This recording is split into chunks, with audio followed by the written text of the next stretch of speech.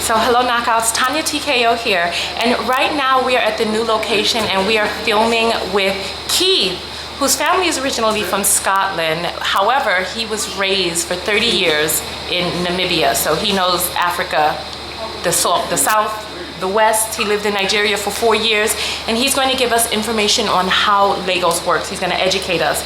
So go ahead, Keith, we're ready for your info. So, what do you want to know about Lagos? How it works? Okay, so you said it works. You said Lagos can be difficult if you don't know how it works, but you have the grasp. You've been coming back here living on and off for 4 years. So tell us, how does it work? Well, first of all, don't ever lose your temper here. The pace of life here is very different to any other place, even any other African country I've been to. And what's amazing to me is we at the moment, this new location is in VI, Victoria Island. If you go online and you look at Wikipedia, Victoria Island is one of the richest areas in Nigeria. And in fact, if you step outside the gate here, that's not the impression you get. However, everything does work here. Within 500 meters of this location, there's ATMs, there's a bank, there's a supermarket, there's guys on the street selling food, selling fruit. You can get anything you want. We're on Saturday now. On Thursday, I needed my shoes polished, my bag polished. 5 minutes, there's a guy at the door, and he does it. And it costs you next to nothing, okay? So, just because we're in Nigeria, you know, Nigerians are like anybody else. They want the same as we do. They want a nice life, they want a job, they want to do something. If you go to, if you're in the car and you stop at a robot, you call them robots, traffic light? Oh no, traffic light. Anyway, there are hundreds of people, but you know what? They're not begging, they're selling, they're offering a service, they're doing something. And everything over here is about respect. You will not walk in the street where someone doesn't greet you. I walk every day and people always engage you. Hello, how are you? What you doing? Where are you from? And genuinely they're interested. They're not holding their hand out. So Nigerians have as much pride as anybody else. It might not look like it, but they do.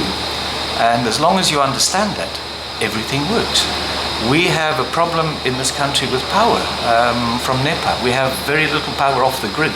So everyone runs on generator. So when and if we go dark on this video, don't stress, the generator will come on. It comes on. The reason we're doing this video offline is because internet is a bit slow here. Sometimes it's fast, sometimes it's slow. But you know what? At the end of the day, we all get there. And if you come to Nigeria with a Western type mindset, it's not going to work for you, okay? If you come here and you fully embrace the sort of Nigerian experience, it's going to work for you, and it's fantastic. The nightlife in this town is fantastic. I call it a town. It's 19 million people. It's a town, okay? We have Ikoyi, we have Lekki, we have VI, we have Maryland, we have Ikeja. They're all towns. That's all they are. And each town has got its own sort of characteristics and its own what do you call them? You know, like a you know where you are if you get dropped off. You said not to lose your temper here. Did you ever lose your temper here and learn the hard way? No. Have you seen someone lose their temper? I have. And what happens if you lose your temper here? You know, when you get stopped by the police and they want to check your vehicle, let them check your vehicle. If you lose your temper, all that's going to happen is you're going to waste a Friday afternoon, because normally, invariably, it's a Friday afternoon, okay? You're just going to waste your time. And, you know, the way I look at it, I've been coming here on and off for 4 years. I'm a guest in this country. I need to respect the way this country works. And if you do that, it's very difficult for anyone to become cross with you. And it's just so counterproductive. Don't lose your temper here. You'll end up we'll end up on the wrong side of the law. The law here, the police, they are not at all menacing. Maybe they carry AK-47s, who knows, but they're not at all menacing, and they're here to protect us. I was out walking the other day, and I became aware that there was a policeman behind me, and I said, "What are you doing?" He said, I'm just checking that you're okay." That's fantastic. You know, on the island where I live in Europe, in Malta, that would never happen. So take it in the spirit in which it's given. If you're looking for a Western equivalent, if you're looking for a London or an LA or a New York, you're not going to find it here. And that's the whole beauty of this town. It is hardcore Africa. A lot of tourists go down to South Africa. South Africa is Africa for beginners. Everything works, there's no power failure, there's no, I almost said there's no corruption. There's a bit of corruption. But everything works, and it works in a way which most Westerners would understand, which most Americans would understand. Nigeria works. We actually have a little American town in Lagos called Chevron, and it's just past Lekki, and it's a gated community, and everyone that lives in the community works for Chevron. Okay. Obviously. And if you go down there, if you can get in, because it's quite difficult to get in, it's Little America. It's fantastic. Really? Where's that? Third roundabout past Lekki. You go all the way down the freeway, on the way to Yakonde. So you go over which bridge do you go over? You don't have to go over any bridge. You have to go through the toll plaza at the Palms. So in Lekki. the toll plaza that leads to Ikoyi. Yes, well, Lekki is across the water from Ikoyi. And just by the way, that bridge, I don't know if you've been across the bridge. Yeah. The beautiful bridge. Yeah. That's the longest suspension bridge in West Africa. Okay. Absolutely stunning. Yeah. It's a beautiful bridge. It's exactly 1.6 kilometers. So if you go in the evening or early morning, you'll find people walking there. Just for exercise. 1.6 k's is a mile, and that's what they do. So so you said this little town called Chevron. Once you get into Lekki, it's the third roundabout, you say? Third or fourth roundabout, yes. All right, yes. okay. So you have to go there because it's Little America. So you said here things don't work in a Western way. You're not going to find a little New York. How do things work here? What can people know about Nigeria that will help them be able to get along better here? Well, one thing I can tell you is that Nigerians, we don't get a lot of tourists in Nigeria, but Nigerians love to engage with foreigners. They love it. They will go out of their way to talk with you. Where are you from? How are you doing? How was your day? Etc. etc. If you can embrace that type of interaction, yes, it's great. It works, and you'll find it from every level, from the cashier at the supermarket, the security guard. Right. So what are the differences between, let's say, Lagos and a city in the West, like New York or LA? What are some of the differences that people should brace themselves for? Well, traffic is a nightmare here. Okay? It's a nightmare in LA. Well, it's a nightmare here because it's a little bit undisciplined, and unfortunately we've got a very old fleet of motor cars here. I mean, you'll find everything here. You know that there's a huge Porsche dealership in Lagos. Now, somebody must be buying those Porsches. There's a huge Chevrolet dealership here. Someone's buying those Chevrolets.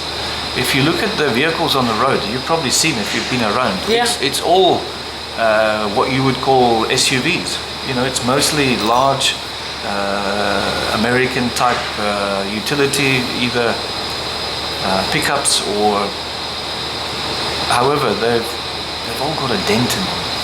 Because, the fender bender here, how it works is if you hit somebody, you settle it on the spot. That's true. Cash. That's true. Cash. I have seen that. Unless they don't have cash, if it's not their car, then what do? You just drive away, go about your business. Well, the thing is here, most people, not most, the majority of people here have a driver. And since that's his job, he knows how to navigate. I mean, I've driven in Lagos, but I wouldn't recommend it. Right, no. It's different here. It's different. You need to find... So what are some other differences? Because we're coming upon 10 minutes now, so we need to so what wrap it up. What is brilliant here is everything that you can do in the West. For instance, all the apps. You've got Uber in the States. Here we've got OPay. Now OPay works slightly different. It's an app. You tell them where you are, and they send a bike, a motorbike. Oh wow! It's brilliant. And you've gotten on this? Of course. Oh. It's the quickest way to get around. It's fantastic. Okay. You want to order a pizza, you get the app, you order the pizza, OPay. and people find it. How do you spell OPay? Just O-P-A-Y? Exactly. Okay. Yeah. All right. Just get so on what there. other tips before people come out to Lagos? Have you ever been to Ghana? Ghana is fantastic. What are some of the differences between Ghana and between Accra and Lagos? Accra is a very rich city. I mean, Ghana built their economy on cocoa and coffee beans. Today it's oil, and Accra is quite a wealthy city in African terms.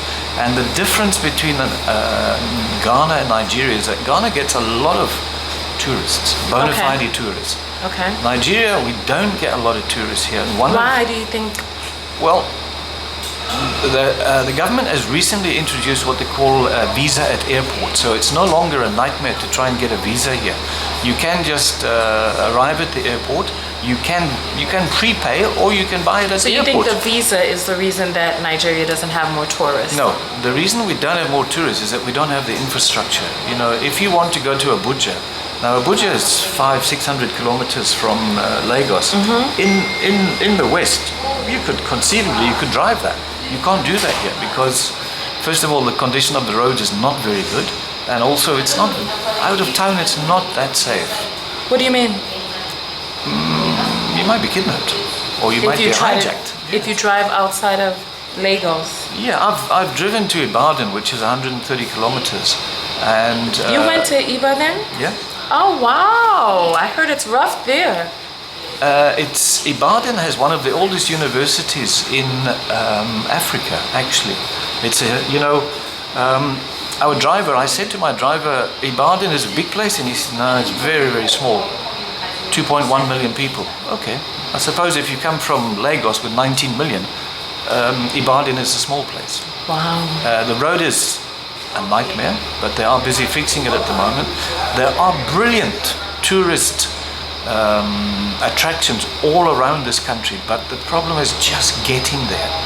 It just takes you so much time. Why do you think you would get hijacked if you drive on the roads outside of the city? Because that's what's going to happen. They hijack buses here. What are you talking about?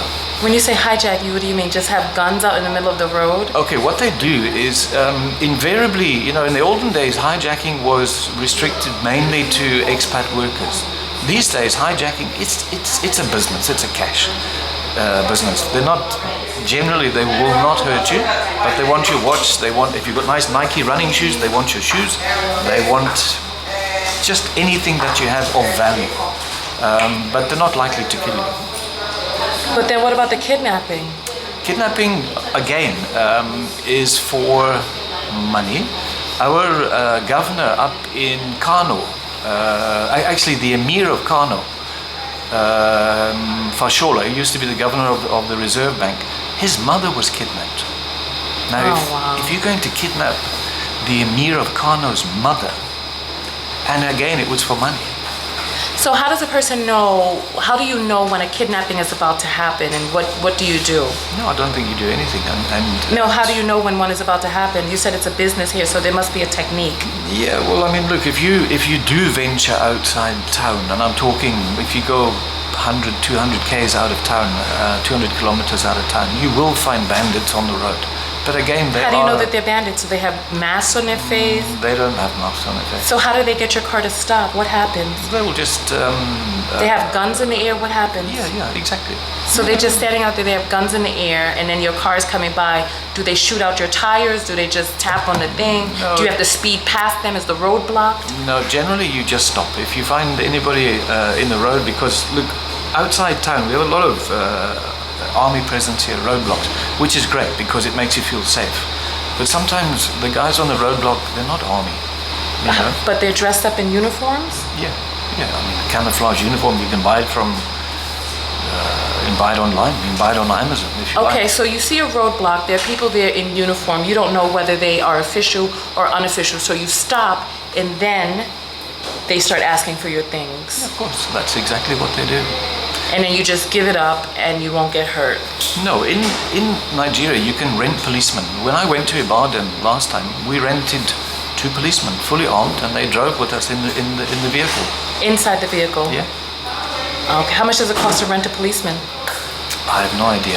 It's probably 60,000 for the day. Okay, and then how do you know that the policemen are going to be on your side and not going to turn on you? No, they are. Generally the police, I mean, once you've paid, then the contract is done, you know. Okay. I have great respect for the police here because they put their life on the line every day for small money. Oh, wow. And generally, as it happened, on the road to Ibadan, we had no trouble at all. It was Right. great. It's a beautiful city, by the way. So question, how do you know that the people who are standing out there are not like policemen or people who are official? You don't. You just have to stop. You know, if you've got a roadblock on the road, But they're you have to stop. But they're bandits. But you don't. But are the bandits actually working for the police? No. They're not. They're just bandits. I couldn't say that. Okay. Well, you know what? This has been a very interesting interview. I've learned some things today. And so I hope you all have learned some things too. Keith, we appreciate your time. Any last minute thing you can think of to tell people who are thinking about visiting West Africa? If you have family, or if you have family ties here, or if you know someone, that's the easiest way in here. Because Nigerians, Ghanaians, Cote d'Ivoire, Mali, the guys are extremely hospitable, and once you've committed to coming over here, they will look after you and nothing will happen to you. It's brilliant. Oh, nice. All right, so you've heard it here first. Thank you all so much for tuning in. Keith, Okay. thank you for speaking with All right. us. All right, goodbye everyone.